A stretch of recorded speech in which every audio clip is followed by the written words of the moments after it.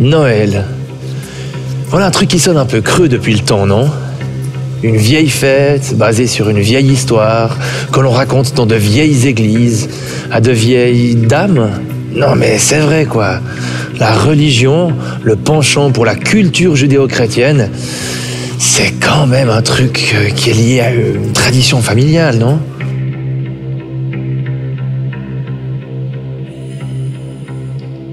Pourtant, dans le texte biblique qui nous raconte l'histoire de Noël, ce ne sont pas du tout aux heureux élus de l'establishment que Dieu choisit de se révéler. Et oui, la naissance du Christ, du Sauveur, du Messie que les prophéties avaient annoncé, ça ne sera pas du tout reçu ou compris par les premiers de classe des institutions religieuses de l'époque. Au contraire, ils finiront même par vouloir éliminer cet illuminé. Mais revenons à nos moutons. Personne n'est dupe, Jésus n'est vraisemblablement pas né un 24 décembre à minuit. On a surtout choisi de faire coïncider cette fête avec celle du solstice d'hiver, une ancienne tradition païenne qui consistait à célébrer le jour le plus sombre de l'année et donc le début du retour progressif de la lumière. Idéal, non? Symboliquement, ça tape. La lumière du monde qui vient briller au cœur de nos obscurités. Et voilà que Dieu choisit de déborder largement en servant cette immense bénédiction. Ce que certains auteurs et prophètes de l'Ancien Testament avaient déjà eu comme intuition. Dieu n'est pas seulement le Dieu des Juifs. Voilà qu'il se révèle à des mages venus d'Orient, des savants de l'époque, loin, mais alors très loin du giron des membres du peuple juif.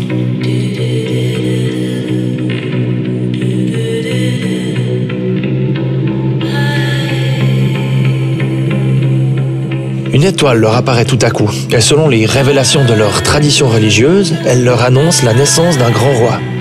Ni une ni deux, ils se mettent en route. Pas de grandes théories mobilistes ou de conjectures, ils se mettent en marche et arrivent finalement sur le lieu de la naissance de Jésus.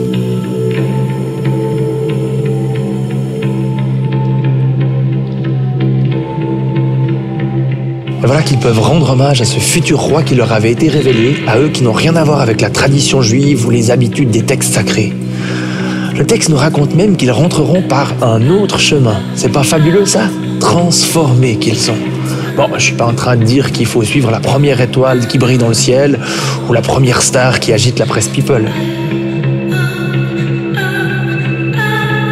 Non, simplement je crois que Dieu ne se réserve pas qu'aux gens de bien, qu'aux paroissiens établis de longue date. Ce que je comprends de cette histoire des mages, c'est qu'il veut se révéler à tous ceux qui sont prêts à se mettre en route pour chercher plus de sens, ou en donner. La question est plus de savoir si nous allons à Noël ou si nous attendons que Noël vienne à nous.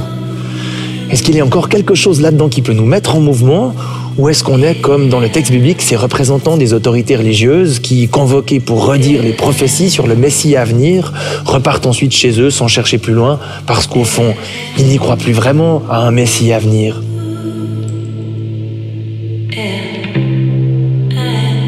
Au fond, est-ce qu'on y croit encore un tout petit peu?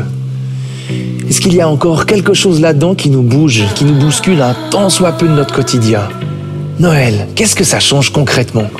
Plus de choses dans le frigo? Plus de cadeaux sous le sapin? Plus de monde dans les magasins? C'est tout?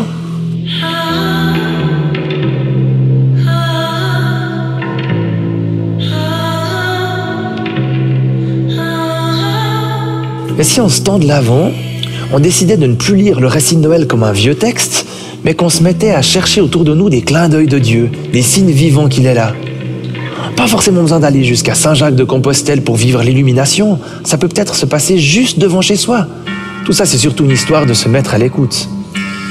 Et puis, si on essayait d'en être nous aussi de ces clins d'œil, de ces clins d'yeux, il y a peut-être un peu à regresser les rouages du monde.